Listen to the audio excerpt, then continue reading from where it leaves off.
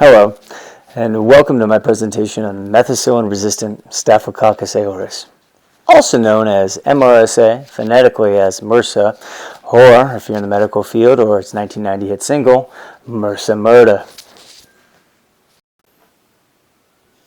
Alright, so before we get going, what is MRSA?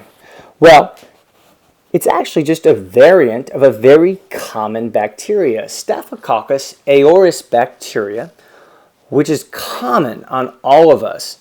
It's in our respiratory tracts or our gut biome, or at the very least on our skin. MRSA is a variant of Staphylococcus aureus bacteria, SAB.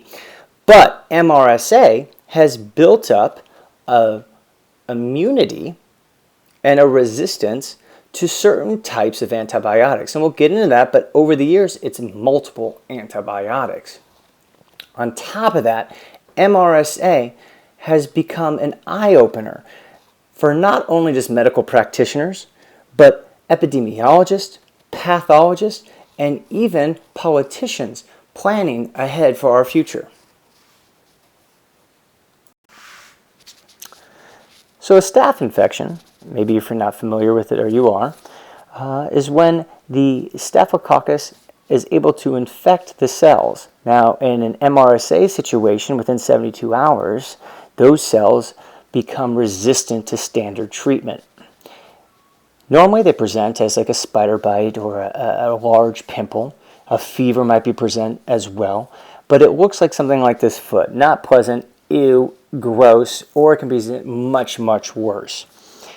If you're not immunocompromised or you live a healthy lifestyle, it's not usually an issue and it can be treated effectively.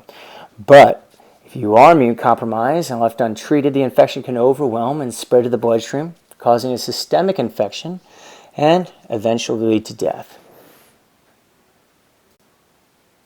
So now I'm going to need you guys to gown up because I'm going to contaminate you with some MRSA knowledge. Let's do this. So where did MRSA come from? And I'm going to say this, I'm going to throw this out here. Technically, it should be PRSA, and I'm going to get to that.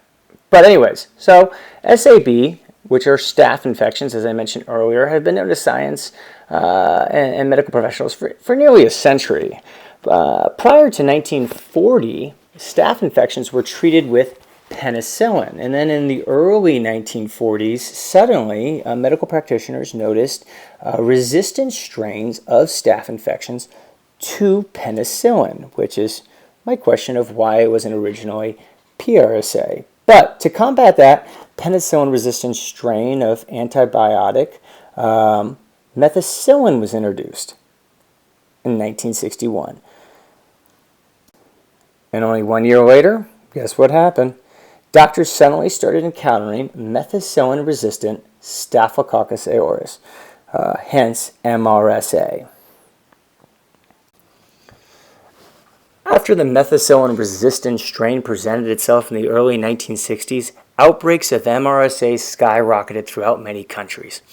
At the time, outbreaks seemed to occur only amongst or between hospitals, skilled nursing facilities, rehab, either way where patients were tightly clustered together. Attempts at containing the bacteria were primarily done between the patient and with medication measures, but that proved futile with the penicillin-resistant strain, methicillin-resistant strain, along with the introduction of the vancomycin, which eventually became resistant. Despite the attempts to keep MRSA contained within hospital settings, by the early 1980s, MRSA spread beyond hospitals and into the general community. Nowadays, MRSA can be literally found anywhere, throughout hospital systems as it originally were, the community, which we'll discuss in a second, even in livestock. MRSA has even reached the depths of society, like Aboriginal tribes in Australia. And it's no surprise that MRSA, as I mentioned in the previous slide, has evolved immunity to vancomycin, our current treatment for it. Luckily, we were able to adapt on that. Another thing I will talk about in a future slide. So where does that lead us currently? now that it's spread beyond the hospital, now that's in the community, livestock, and it's a built-up immunity to Vanco. So that's 3 different antibiotics. So where are we now? One big thing is, and I mentioned this before, we now know that SAB is a common bacteria. It's present in our respiratory tracts, our gut biome, on our skin, and that's something to keep in mind when prescription medicine is provided, as well as knowing now that 53 million people at any given time carry some form of MRSA, and that's worldwide, mind you. So with those things in mind, prevention is key. So what we've done is broken MRSA acquisition into 3 different categories. 1, hospital-acquired, which we talked about at first when methicillin-resistant strain came around.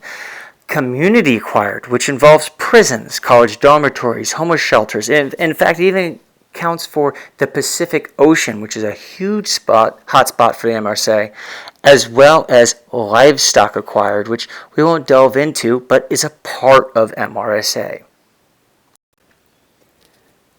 By breaking apart and focusing on MRSA and where it is located, we are able to more concentrate preventative measures. So in the hospital system, sterile procedures, personal protective equipment, PPE, and promoting environmental services like cleanliness as well as antimicrobial foam in and out of rooms helps prevent the spread not amongst patients, but it's amongst patients and practitioners in bringing them home.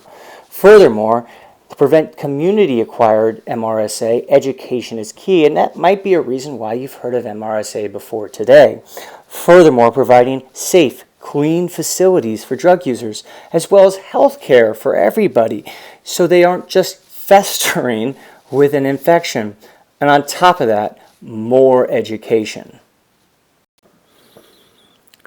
On top of prevention, technology and advancements in microbiology have allowed us to understand exactly what happened. How did SAB evolve into MRSA, which is now VRSA, vancomycin resistant? Either way, technology and microbiology, like I said, has allowed us to understand that. And if you're curious and you want to do it on your own, Google horizontal gene transfer. That's what happened, but we won't get into that. Either way, knowing that, practitioners have started to limit the use of prescription antibiotics. The overprescription and lack of completion of those prescriptions by the patient is believed to be a facilitating role in the evolution of the immunity of these MRSA strains. Furthermore, the realization of what I mentioned earlier, that SAB is a commonly carried bacteria, has led us to realize that the unnecessary prescription of antibiotics to patients that don't need it has caused the evolution of this coexisting bacteria into MRSA. Science has also offered us the ability to modify how antibiotics work, and that's very fortunate for us. So the new versions of vancomycin-resistant MRSA, we have been able to develop vancomycin in a way that it affects different receptors of the SAB, as well as we have been able to develop synthetic and different versions of antibiotics that seem effective on MRSA, although harsh on the patient, and in extreme cases, they are still applied and effective. On top of that, science, researchers, as well as medical practitioners have looked to alternative methods like tea tree oil or copper countertops, which have been shown effective in killing the MRSA bacteria. Furthermore, immunization against staph infections has been an attempt by multiple pharmaceutical companies. So that leaves us with prevention, reduction of antibiotic prescriptions, exploration and research. Prior to that, we were just throwing out antibiotics, trying to cure a situation when it should be prevented in the first place. So the future, what does the future hold for us as well as MRSA? The advancements in technology and microbiology, which I mentioned earlier, have allowed us to understand much more than just how MRSA evolved, but pathogens in general, bacterial, viral, fungal, and the fight we're up against. On top of that, MRSA has been an eye-opening experience for epidemiologists, pathologists, scientists, medical practitioners in the sense that it's no longer an arms race, but so much as a prevention. We're at a war with an invisible army and there is no magical bullet. But with the categorizing and prevention, we can limit the spread of this disease and also remove its potential for evolution. I should say reduce, not remove. I would repeat this slide, but I've done it about 17 times so far, and I'm not going to do it again. So in summary, Staphylococcus aureus is just a common bacteria, but its evolution from our overprescription of antibiotics has caused this bacteria to become resistant to most of our treatments. Our early lack of understanding of how the bacterial adaptation has led to its evolution, and although it was eventual, our overuse of antibiotics, like I just mentioned, and lack of preventative measures early on led to its rapid adaptation and expansion. So now we must rely on prevention, education, as well as sanitation to keep this bacteria in check so we don't have to rely on medication to keep a normal coexisting bacteria in order. Lastly, we must focus on education and research like I just mentioned. But lastly, wash your hands, just flat out, MRSA or not, wash them. Here's the sources. Thanks for putting up with my narration. It took about 30, maybe 80 takes to do this, and I'm probably going to have to erase some of those and redo them. So thanks for putting up with that.